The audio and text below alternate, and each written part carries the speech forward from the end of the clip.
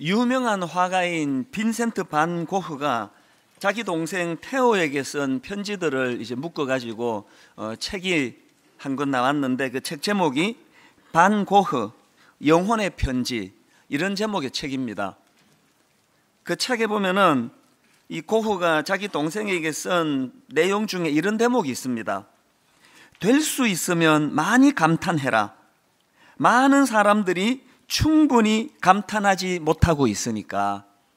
사실 어느 세상의 형이랑 똑같은 마음으로 자기 동생이 이 땅에서 참 기쁘고 행복하게 살기를 원하는 마음으로 이런 권면을 하는 것을 제가 보았는데, 저도 여러분들이 주 안에서 제 형님이고 또 아우고 어머니고 한 형제 자매다 보니까 이 고흐가 자기 동생이 잘 되기를 바라는 것과 똑같은 마음으로 저는 우리 성도님들이 이 땅에서 행복하기를 원합니다. 그래서 그런 마음으로 똑같은 권면을 저도 드리고 싶은데요, 될 수 있으면 많이 감탄하십시오. 많은 사람들이 충분히 감탄하지 못하고 있는 세상이니까요. 그래서 올 한 해는 감탄이 많은 한 해가 되시기를 바랍니다.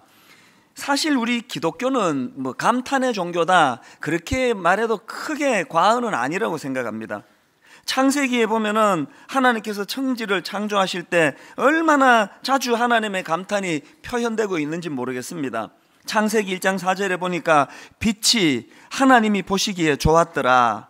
10절에 하나님이 뭇을 땅이라 부르시고 모인 물을 바다라 부르시니 하나님이 보시기에 좋았더라. 12절 땅이 풀과 각기 종류대로 씨 맺는 채소와 각기 종류대로 씨 가진 열매 맺는 나무를 내니 하나님이 보시기에 좋았더라. 18절 낮과 밤을 주관하게 하시고 빛과 어둠을 나뉘게 하시니 하나님이 보시기에 좋았더라. 21절 하나님이 큰 바다 짐승들과 물에서 번성하여 움직이는 모든 생물을 그 종류대로, 날개 있는 모든 새를 그 종류대로 창조하시니 하나님이 보시기에 좋았더라. 25절 하나님이 땅의 짐승을 그 종류대로, 가축을 그 종류대로, 땅에 기는 모든 것을 그 종류대로 만드시니 하나님이 보시기에 좋았더라. 이렇게 계속 하나님의 감탄이 계속되다가 그 절정이 마지막 31절에 이릅니다.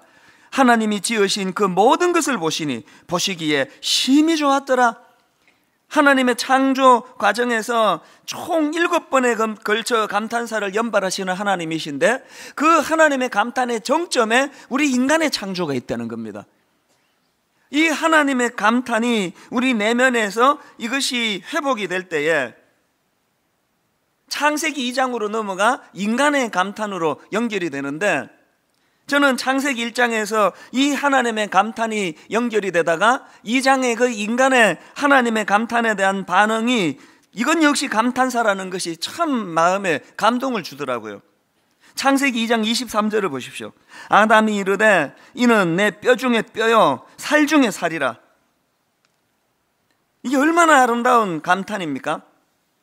저는 올 한 해 분당 우리 교회 모든 성도님들 삶 속에 먼저 창세기 1장에서의 이 우리를 향한, 이 피조 세계를 향한 하나님의 감탄이 영안이 열려 그것을 바라볼 수 있고, 귀가 열려 그 소리를 들을 수 있고, 하나님의 감탄이 내게 부어지는 것을 경험할 뿐만 아니라 그 창세기 1장의 하나님의 감탄이 내게 힘이 돼가지고 우리도 누군가에게 이 아름다운 감탄을 흘려보내는 복된 한 해가 됐으면 좋겠습니다. 새해가 시작되던 1월 2일 아침에 모든 회사나 또 교회가 다 이제 그 시무 예배를 드리듯이 저희도 우리 교회의 젊은 교역자들과 직원들과 복지재단 직원들 다 함께 모여가지고 이제 첫 시무 예배를 드렸습니다. 제가 그때 우리 교역자들과 직원들에게 이 올해의 구호, 또 올해의 성구, 이걸 제가 발표를 했습니다. 올해의 구호가 뭐냐? 감탄사가 있는 인생 느낌표. 그리고 올해의 성구가 뭐냐? 이게 바로 오늘 본문인 요한일서 3장 1절 말씀입니다. 그래서 제가 이 말씀들을 가지고 쭉 말씀을 전하다가 불쑥 무슨 생각이 들었냐 하니까, 왜 이 좋은 걸 우리 교역자와 직원만 나누어야 돼? 전 교회적으로 모든 성도가 이것을 같이 나누고 이것을 함께 해야 되겠다. 그래서 부랴부랴 오늘 본문을 제가 바꾼 거예요. 여러분, 분당 우리 교회적으로 올해의 구호가 감탄사가 있는 인생. 또 분당 우리 교회적으로 올해의 성구가 요한일서 3장 1절 말씀입니다. 우리 한번 큰 소리로 선포하시듯이 요한일서 3장 1절 말씀을 외치면서 선포하시면 좋겠습니다. 같이 선포하시겠습니다. 보라, 아버지께서 어떠한 사랑을 우리에게 베푸사 하나님의 자녀라 일컬음을 받게 하셨는가. 우리가 그러하도다. 그러므로 세상이 우리를 알지 못함은 그를 알지 못함이라. 우리말 성경은 표현이 좀 밋밋한데요, 이 영어 성경을 뒤져보면은 여기에 우리가 그러하도다 이 부분에 what we are 하고 느낌표가 있더라고요. what we are 혹은 so we are. 이 느낌표가 뭘 말해주겠습니까? 이 감탄인 거예요. 보라, 우리가 그러하도다. 신문을 펼쳐보니까 2015년도는 작년보다 훨씬 더 어려워질 것이다. 경제도 어렵고 이것도 어렵고 저것도 어렵고 온통 우울한 전망이 난무하는 가운데 분당 우리 교회 성도님들은 그것을 역주행해가지고 거꾸로 거슬러 올라가가지고 현실과 상황이 어떤 상황이든 관계없이 이 날 구원해 주신 하나님 십자가 은혜, 이 감격으로 말미암아 보라, 우리가 그러하도다. what we are.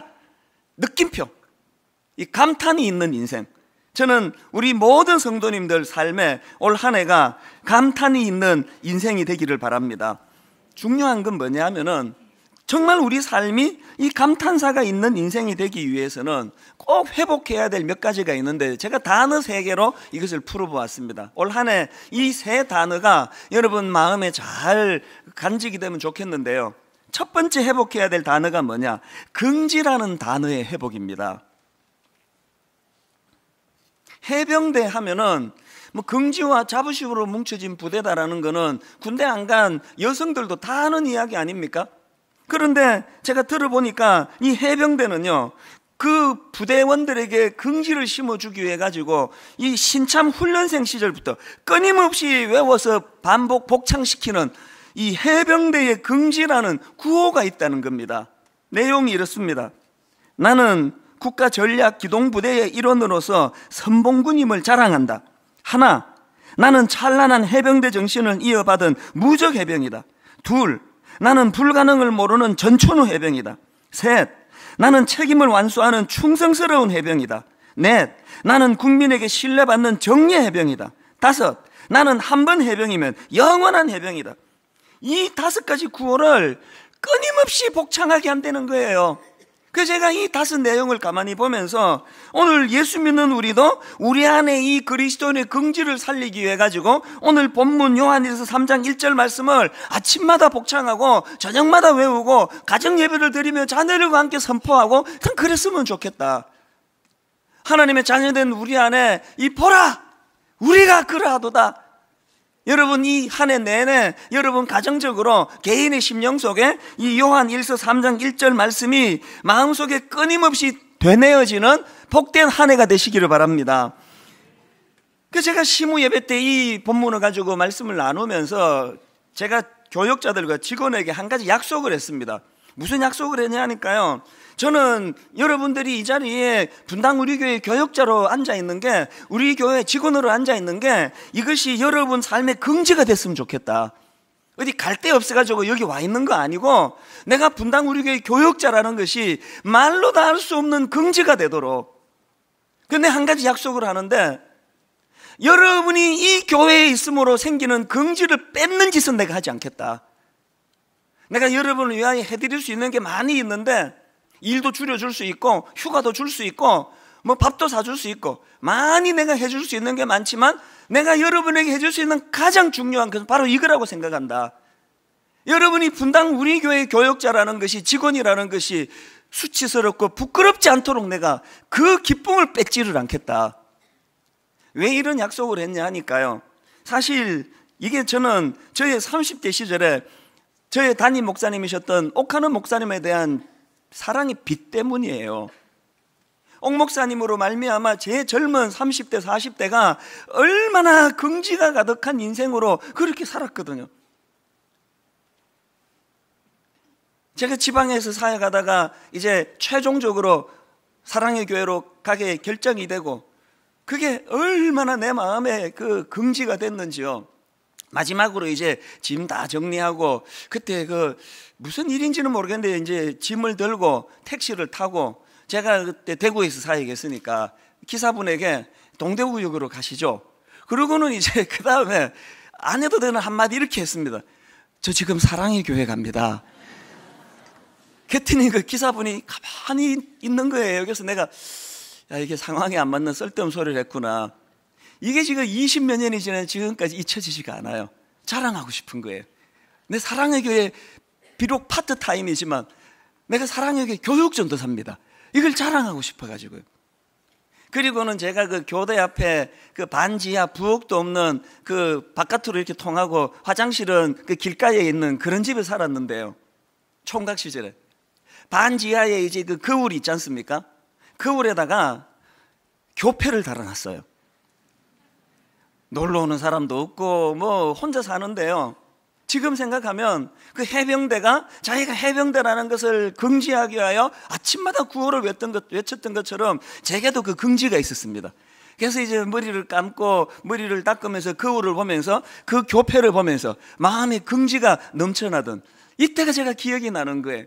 그래서 저의 30대는 참 옥 목사님으로 말미암아 너무너무 긍지를 가지는 그런 삶을 내가 살게 되었구나. 이 내 사랑의 빚인데 이제 제 차례예요.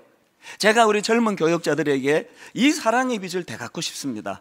우리 젊은 직원들에게 그들이 이 교회 직원이라는 것이 긍지가 될 수 있는 그런 교회로 하나님께 올려드려야 되겠다.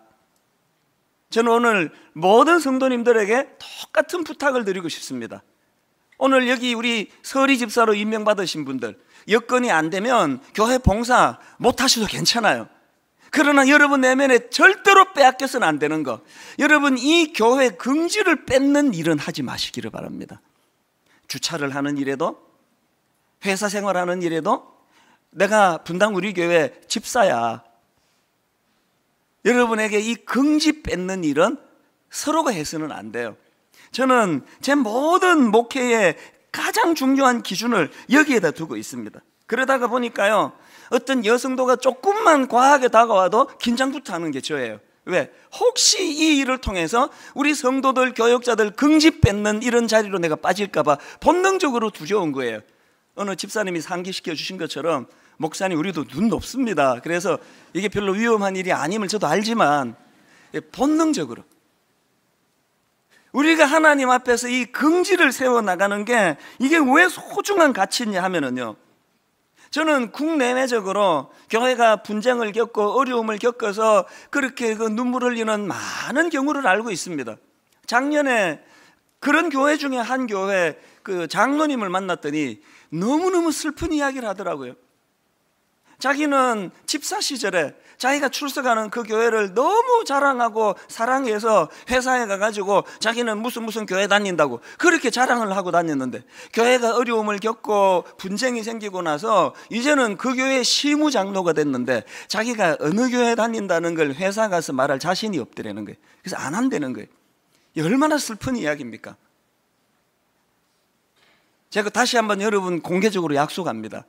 제가 여러분들이 분당 우리 교회 성도라는 이 긍지를 뺏는 짓은 제가 하지 않을 것입니다. 여러분도 약속을 해주세요. 우리가 이 교회 성도라는 이 자부심을 뺏는 일, 이건 하지 않는 것, 이게 우리 안에 행복을 가져다 주는 원동력이 되는 줄로 믿습니다. 이런 면에서 저는 사도행전 26장에 나오는 이 바울을 늘 기억을 하는데요, 사도행전 26장에 어떤 일이 있습니까? 지금 바울은 죄수의 신분으로 베스도 총독하고 아그리빠 왕에게 지금 신문을 당하고 있는 상황입니다. 자, 그 상황에 그들의 대화를 보세요. 사도행전 26장 28절, 아그리빠가 바울에게 이르되 내가 적은 말로 나를 권하여 그리스도인이 되게 하려 하는도다. 그랬더니 29절, 바울이 이르되 말이 적으나 많으나 당신뿐만 아니라 오늘 내 말을 듣는 모든 사람도 다 이렇게 결박된 그 외에는 나와 같이 되기를 하나님께 원하나이다. 놀라운 말씀 아닙니까? 오늘 우리가 그리스도인 된 이 신분이 바울이 어떻게 어떻게 이렇게 당당한 선포를 할 수 있었을까 생각해 보니까요, 그에게 두 말씀이 새겨져서 그래. 상징적으로 그에게 요한일서 3장 1절에 그리스도인의 긍지가 바울에게 있습니다. 몸은 내가 지금 죄수로 몸으로 결박되어 있지만 나는 우리가 그러하도다. 그리스도인으로서의 긍지가 그에게 있었고, 또 하나 그에게 그뿐만 아니라 요한일서 3장 3절 말씀이 새겨져 있습니다. 주를 향하여 이 소망을 가진 자마다 그의 깨끗하심과 같이 자기를 깨끗하게 하느니라. 바울에게는 이 요한일서 3장 1절, 요한일서 3장 3절 이 말씀의 긍지가 있었기 때문에 누구 앞에서도 당당할 수 있었다는 거예요. 우리 교회 성도님들은 누가 여러분의 삶을 뒤집어 본다 해도, 누가 여러분의 삶을 다 샅샅이 살펴본다 해도 부끄럽지 않은 하나님의 사람으로 설 수 있도록 십자가로 거룩함을 덧입은 사람답게 거룩을 추구하며 사시는 여러분 되시기를 바랍니다. 이런 맥락에서 저는요, 최근에 서울신대 박명수 교수님의 글을 보면서 우리나라 초기 크리스찬들을 보면서 너무 가슴이 벅찬 걸 경험한 적이 있습니다. 지금이야 뭐 1000만이다 그러고 온 동네가 그냥 붉은 십자가로 건물을 다 장악했는데요, 조선시대에 미미한 숫자의 크리스찬인데 그들의 긍지를 저는 너무 놀라워했습니다. 자료에 보니까 그 당시 조선 후기에 가장 큰 악습 중 하나가 부정부패였다는 거예요.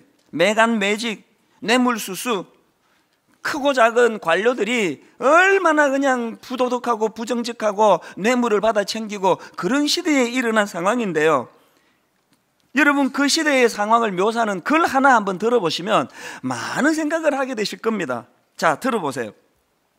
매관 매직이 성행하던 1899년 당시 어느 지방관리로 임명된 사람이, 그 다음 들어보세요, 기독교인이 많다는 이유로 부임을 꺼린 사건이 일어났다. 북쪽 지방에서도 새로 군수로 임명된 양반이 부임을 거부하고 영남으로 옮겨달라고 요청하고 있는데 그 이유는 북쪽 지방에는 예수 믿는 사람들이 많기 때문이라는 것이다.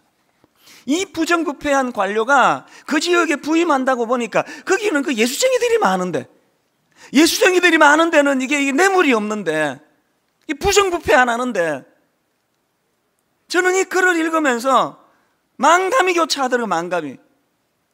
여러분 그 소수의 우리 윗대 어른들 그리스도인들의 모습 속에 그들이 가진 긍지는 숫자가 아니에요.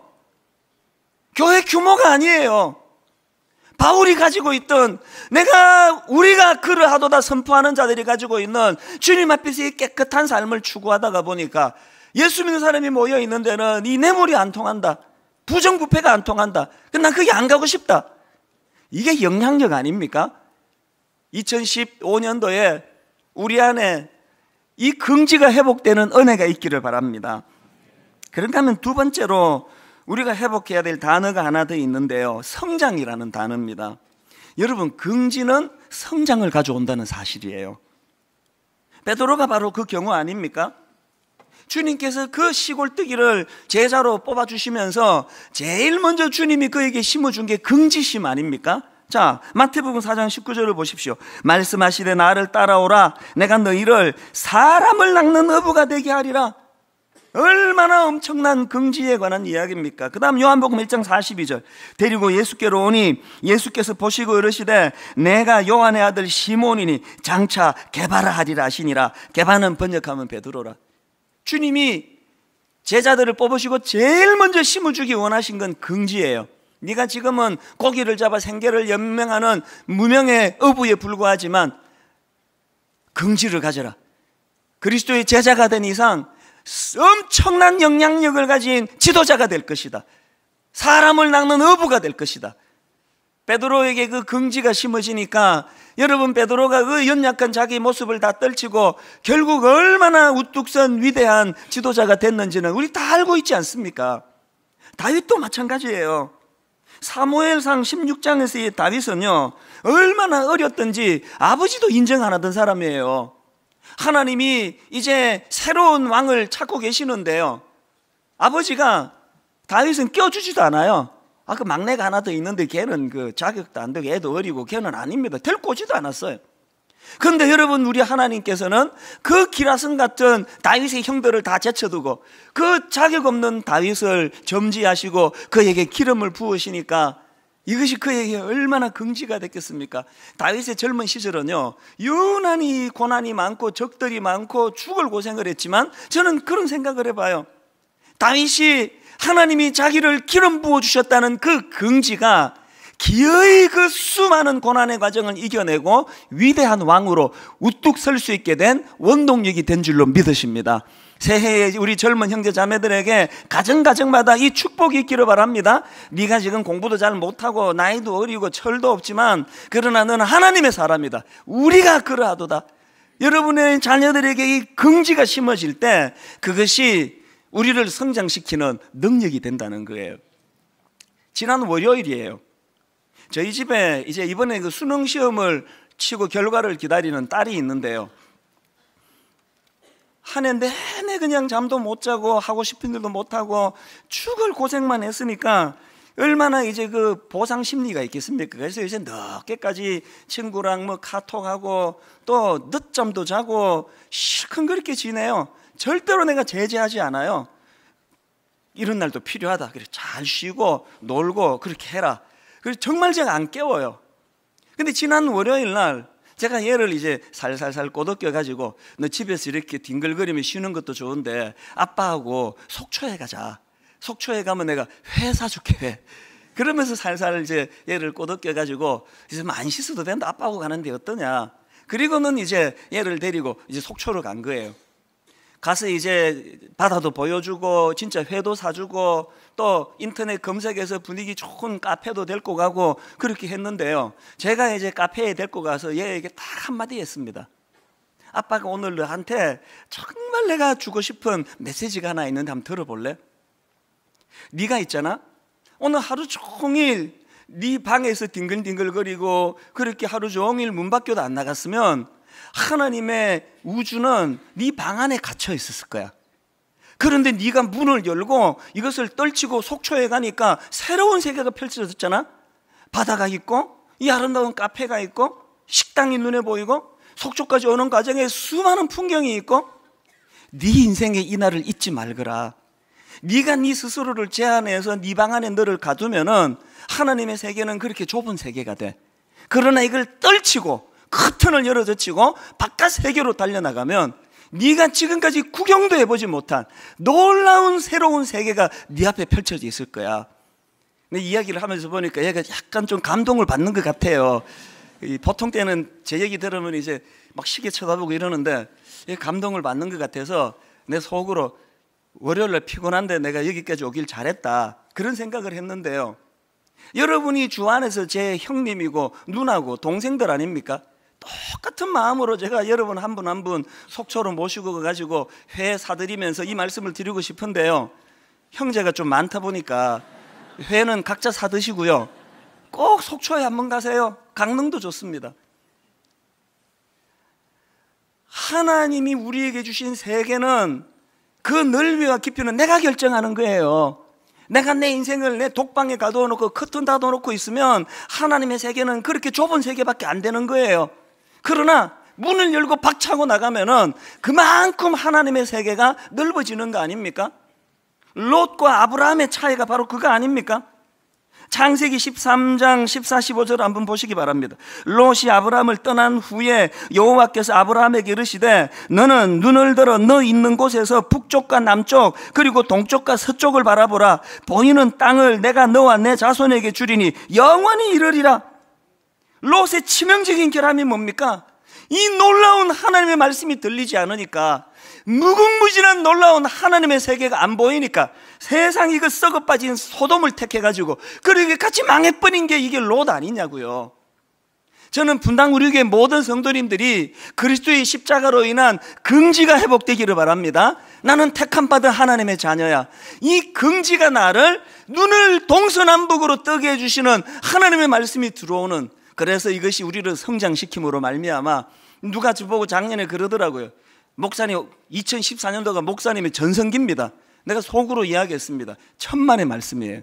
어떻게 내 전성기가 이렇게 하고 끝나겠냐고.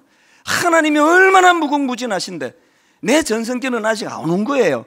내 전성기는 아직 죽을 때까지 안 올 거예요. 오늘 여러분이 누가 여러분에게 뭐라고 이야기하든지 간에 여러분의 전성기는 아직 오지 않았습니다. 여러분 생애에 가장 좋은 것은 아직 오지 않았습니다. 2015년도 여러분에게 이 눈이 떠여지는 은혜의 한 해가 되시기를 바랍니다. 그런가 하면 세 번째로 감탄사가 있는 인생이 되기 위해서 회복해야 될 게 하나 더 있는데요, 나눔이라는 단어를 회복하셔야 됩니다. 여러분, 우리 교회의 구호 같은 말씀 로마서 12장 15절 잊지 마시기를 바랍니다. 즐거워하는 자들과 함께 즐거워하고 우는 자들과 함께 울라. 최근에 저는 테드 스탠리라는 사람의 이야기를 제가 들었는데요, 이분은 미국의 재벌 중에 한 사람이고요, 가장 많은 그 기부를 한 사람 중에 한 사람이래요. 그런데 불행하게도 이 테드 스탠리라는 이 재벌의 대학생 아들이 정신병이 찾아온 거예요. 그 아들이 정부 요원이 자기를 미행하고 있다는 이 망상에 빠져가지고요, 세상에 사흘 밤낮을 뉴욕의 지하철 터널 뒤에서 누가 자기를 잡으러 오니까 미친 듯이 사흘 밤낮을 그렇게 뛴 적도 있고요, 식료품 가게에서 자기 옷을 다 벗어 던진 적이 있고, 그래가지고 참 가슴 아프게도 경찰에게 붙잡혀가지고 정신병원으로 인도가 된 거예요. 이 참담한 거 아닙니까? 병명이 조울증 진단이 난 거예요. 그런데 뭐 아버지가 가만히 뒀겠습니까? 그 일로 학교도 그만두고 그렇게 병원에 입원하고 그랬는데 2년 만에 뭐 최고의 약을 쓰고 최고의 의사를 붙이고 그랬겠죠. 2년 만에 완치가 된 거예요. 그래서 이제 다시 대학교로 복귀를 하고, 놀랍게도 그 아들이 대학을 졸업하고 변호사가 됐대. 변호사. 행복 끝, 불행 시작 아닙니까? 근데 이분의 이야기는 지금부터예요. 그렇게 아들이 고침을 받고 변호사로 떳떳한 사회인이 됐는데, 아버지 테드 스탠리가 그 아들이 치유가 된 이후에도 계속 마음이 편하지 않더라는 거예요. 조울증을 앓는 자기 아들을 통해 가지고 다른 정신질환 환자들의 고통이 느껴지기 시작했는데, 자기 아들은 부자 아버지 만나 가지고 한없이 치료를 받아 가지고 완치가 됐지만 오늘도 어려운 주변에 많은 사람들이 고통 중에 있을 텐데, 더군다나 이 테드 스탠리가 알아보니까 많은 제약 회사들이 이제 이 정신질환 신약 연구 이 수익성이 없다 그러면서 이 연구를 줄줄이 포기한다는 소식이 들려져 가지고 이 테드 스탠리가 비장한 결심을 한 거예요. 그래서 작년에 이분이 생체의학 연구센터에다가 정신질환 연구로 써달라 그러면서 얼마를 기증한지 아십니까? 달러로 6억 5천만 달러. 이게 우리 돈으로 환산하니까 7,100억 원이에요. 7,100억 원. 이 천문학적인 숫자를 기정을 한 거예요. 그러면서 이분이 하는 말이 이랬습니다. 삶이 회복된 내 아들처럼 정신질환을 가진 다른 사람들에게도 행복한 결말을 선사하고 싶어 기부를 마음먹었다. 저는 이분이 크리스찬이라고 확신합니다. 크리스찬이어야만 해요. 내 아들만 고침받는 게 행복인 이 세상 기준과는 다르게 살아가는, 지금 우리가 준비하고 있는 분리개척도 마찬가지 아닙니까? 생소하게 교육관 10층에다가 한 지붕 두 가족 교회, 인큐베이터 교회 그래가지고 이제 이 두 교회가 같이 이제 동거를 하면서 이게 이제 아브라함의 목자들하고 롯의 목자들하고 뭐 싸울 일이 있을지 오해할 일이 있을지, 이게 무슨 일이 날지 모르겠습니다. 이거 왜 해야만 되느냐고요? 왜 해야만 되는지에 대하여 테드 스탠리라는 분이 답을 가르쳐 주신 거 아닙니까? 바로 지난주 이 시간이에요. 저희 교회의 창립 멤버예요. 초창기 멤버가 이제 그 분리개척 교회로 가기로 이분이 결심을 한 거예요. 그리고 거기서 기도 모임이 끝나고 저에게 문자가 왔는데요, 제가 그 문자를 읽다가 막 눈물을 줄줄 흘린 건 아니고 눈시울이 붉어졌어요. 내용이 너무 제 마음을 아프게 했습니다. 한번 들어보세요. 이런 내용이에요. 목사님, 이제 몸살이 시작된 것 같습니다. 왜 이렇게 몸도 마음도 무겁고 아파오는지요? 같은 건물 안에 있어 우리 교회 나오는 심정이어서 교회를 옮긴다는 것에 실감을 못했는데 왜 이렇게 몸이 무겁고 아파오는지요? 우리 교회에서 예배 드리고 기도회에 참석하는 발걸음이 너무 무겁습니다. 우리 교회에서 옮겨가는 것, 이건 보통 어려운 일은 아닌 것 같습니다. 누군들 가고 싶겠는지요? 나는 아니라는 성도들의 심정이 저는 이해가 됩니다. 목사님께 얼떨결에 급히 작별 인사를 드리고 와서 얼마나 허했는지, 소중하고 아끼는 귀중한 것을 잃어버린 상실감이랄지 시간이 지날수록 힘이 듭니다. 목사님도 고통하시고 성도들도 고통하는 이 사역이 왜 꼭 필요한가 하는 푸념을 해봅니다. 그래도 저의 친정이 있다는 것에 위안을 삼으려 합니다. 제가 이 문자를 읽는데 눈시울이 붉어졌어요. 이분 이렇게 힘든데 왜 옮겨야 됩니까? 왜 옮겨야 됩니까? 대답 간단해요. 그래야만 하기 때문에 옮겨야 되는 거예요. 우리는 지난 12년 동안 유난히 큰 하나님의 은혜를 받았던 사람이에요. 내가 받은 이 은혜를 테드 스탠리처럼 나누는 일을 해야 그리스도인을 할 수 있기에 눈물을 머금고 하는 거예요. 저 역시도요, 서현교육관 앞에서 어떤 성도님이 목사님 저도 이번에 교회를 옮기게 됐습니다. 분립교회 가기로 했습니다. 과장 없이 어느 분에게 그 얘기를 들어서 내 심장이 쿵 내려앉는 적이 없는 게 한 번도 없어요. 너무 마음이 아파요. 왜 해야 됩니까? 이게 그리스도인의 삶이에요. 저는 2015년 들어오면서 분당 우리 교회 1기 장로님들 그 생각을 하면서 지금도 눈물이 나요. 1기 장로님 5분이 개척 초기에 결의를 했습니다. 이렇게 젊은 성도들이 쏟아져 들어오는 교회에 우리만 장로 됐다고 70살까지 이 자리 차지해서 되겠습니까? 우리 딱 7년만 시무장로로 섬기고 양보하겠습니다. 자리를 비켜드리겠습니다. 그래서 제가 사정 해가지고 3년을 더 늘렸습니다. 7년은 너무 짧습니다. 지난 연말이 12월 말이에요. 이분들이 이제 다 내려놓겠다는 거예요. 저는 어떻게 해서든 조금이라도 예우를 해드리려고 애를 쓰고, 그분들은 그렇게 하지 마시라 그러고 그 과정에서 눈물 나는 일이 참 많았습니다. 맨 마지막에 제가 그럼 다 양보하겠습니다. 당회도 안 나오시고 모든 직책 다 내려놓으시고 단 주일 예배 대표 기도라도 계속 해달라고. 5분이 회의를 해가지고 저한테 오셨더라고요. 죄송한데 목사님 그것도 순종을 못하겠습니다. 내려놓는 거 다 내려놓겠습니다. 왜 그래야만 됩니까? 나눔이에요. 저는 분당 우리 교회가 이래서 자랑스럽습니다. 담임 목사는 그만하라 그러고 장로님들은 더 하겠다고 싸우고 이런 걸로 어려움을 겪는 이런 모습이 우리 교회에 보여지지 않고, 결론을 맺으면서 저는 여러분 올 한 해 이 세 단어, 긍지, 성장, 나눔, 이 세 단어를 마음에 품고 여러분 감탄사가 있는 인생으로 그렇게 살아가시는 복된 여러분 한 해 되시기를 주님 이름으로 축복합니다. 같이 기도하시겠습니다.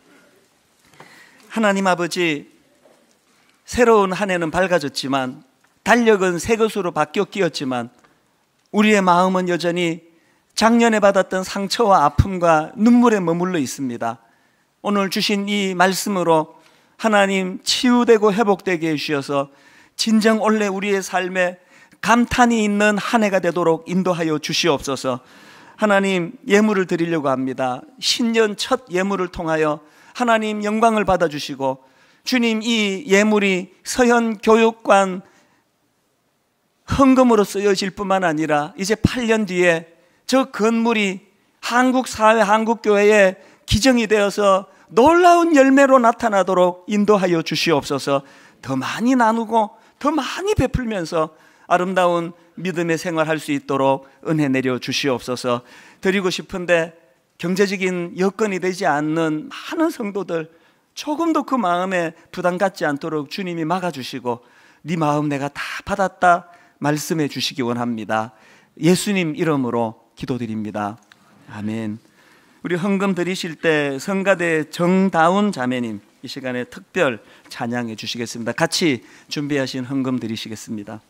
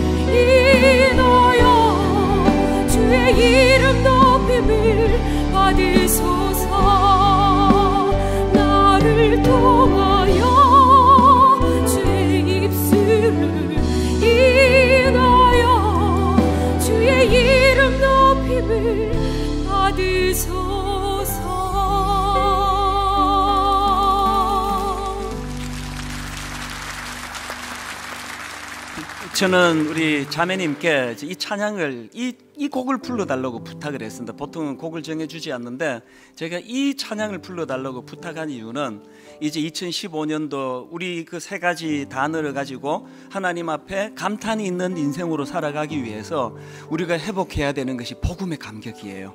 예배가 살아나야 되고, 그래서 이제 우리 새해부터 오늘 이미 하셨지만 매 예배 시작을 이 찬양으로 시작할 거예요. 이 편곡하신 목사님에게 제가 그 허락을, 이 곡을 사용하도록 허락을 받고 마음이 너무 뛰었습니다. 이제 여러분 지각하시면 안 됩니다. 매 시작할 때마다 이 찬양을 입술로 선포해드리고, 그리고 하나님 앞에 예배의 자리로 나가실 텐데요.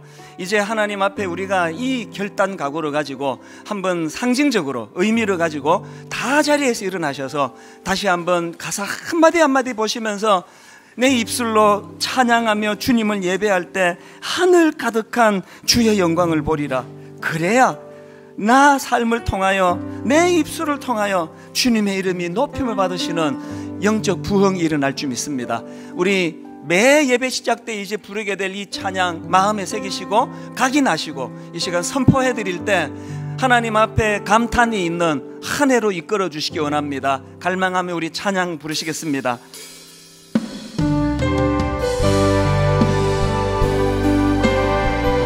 여러분 가사 한마디 한마디 하나님 앞에 드리는 눈물의 고백이 되기 원합니다. 찬양하며 주님을 예배할 때,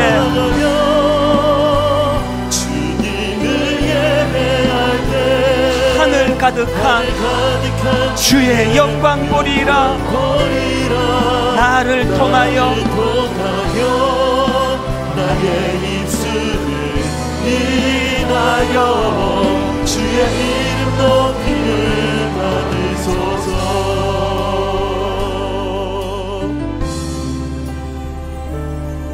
지금 서 있는 이곳에서 높임을 받으소서. 내가 밟는 땅, 내가 밟는 땅 주님의 땅이니, 주님의 땅이니 하늘이 주의 이름 높이 올리며 주의 이름 높이 올리며 넓은 바다가 주를 노래해. 바다가 주를 노래해. 모든 만물 주를 경배해. 모든 만물 주를 경배해. 모든 입술 주를 찬양해. 천지를 만드신 만물의 통치자 높임을 받으소서. 내 평생에 내 평생에 주의 이름 높이며 어느 곳에서든지 어느 곳에서든지 주님을 예배하리라. 내가 갖는 모든 땅 아버지의 영광이 성공을 향하리. 찬양하며 주님을 예배할 때 하늘 가득한 주의 영광 보리라. 나를 통하여 나의 입술을 인하여 주의 이름 높임을 받으소서. 찬양하며 주님을 예배할 때 하늘 가득한 주의 영광 보리라. 나를 통하여 나의 입술을 인하여 주의 이름 높임을 받으소서. 이곳에 오셔서 이곳에 앉으소서. 이곳에서 드리는 예배를 받으소서. 주님의 이름이 주님의 이름만이 오직 주의 이름만 이곳에 있습니다. 이곳에 오셔서 이곳에 앉으소서. 이곳에서 드리는 예배를 받으소서. 주님의 이름이 주님의 이름만이 오직 주의 이름만 높임을 받으소서.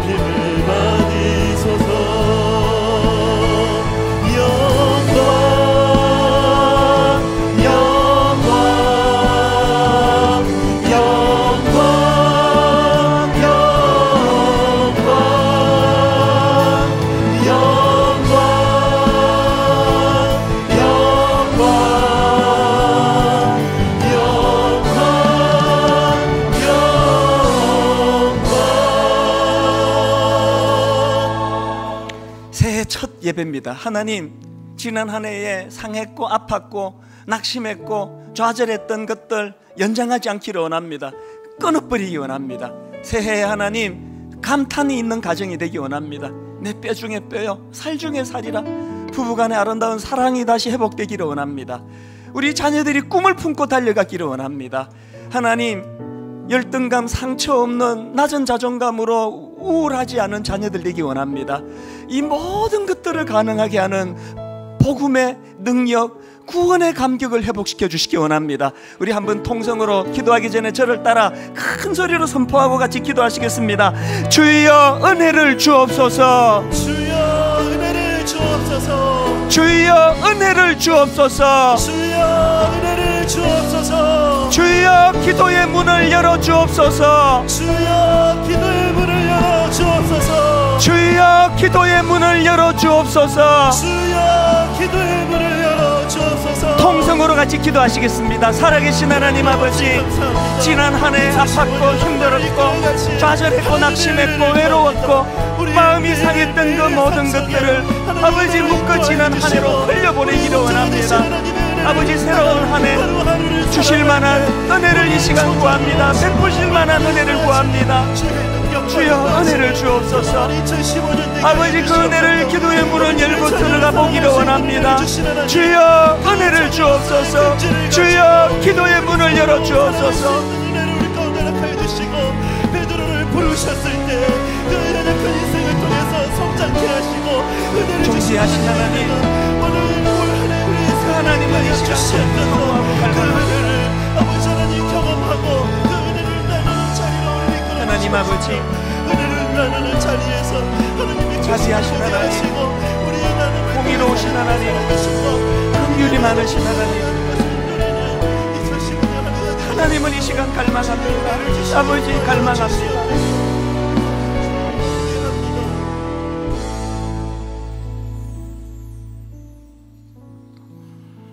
보라, 아버지께서 어떠한 사랑을 우리에게 베푸사 하나님의 자녀라 일컬음을 받게 하셨는가. 우리가 그러하도다. 그러므로 세상이 우리를 알지 못함은 그를 알지 못함이라. 하나님, 바울처럼 포박당에 묶여있는 죄수의 신분이랄지라도 여러분들이여, 나와 같이 포박당한 이것만 빼고 여러분 저와 같은 삶을 살기를 원합니다. 이 긍지와 자부심을 가지고 살아가는 귀한 복된 2015년 되도록 인도하여 주시옵소서.